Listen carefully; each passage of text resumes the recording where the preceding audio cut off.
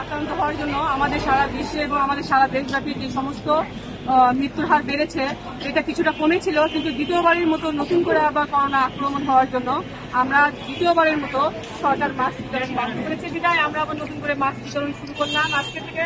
এটা ইনশাআল্লাহ বিভিন্ন জেলা উপজেলা পর্যায়ে বিভিন্ন জায়গায় অব্যাহত থাকবে।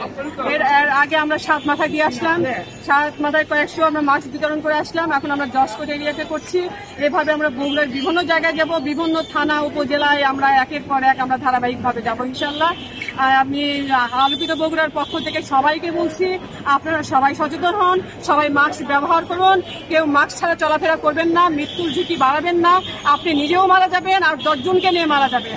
এই সচেতনতার লক্ষ্য আপনি পরিবারকে বাঁচানোর জন্য, রাষ্ট্রকে বাঁচানোর জন্য, দেশের সম্পদকে বাঁচানোর জন্য আমরা আপনাদের কাছে করজোরে আবেদন জানাচ্ছি। সরকার এটি বাধ্যতামূলক করেছে, আপনারা মাস্ক ছাড়া কেউ আসবেন না, সবাই মাস্ক পরিধান করুন। ধন্যবাদ।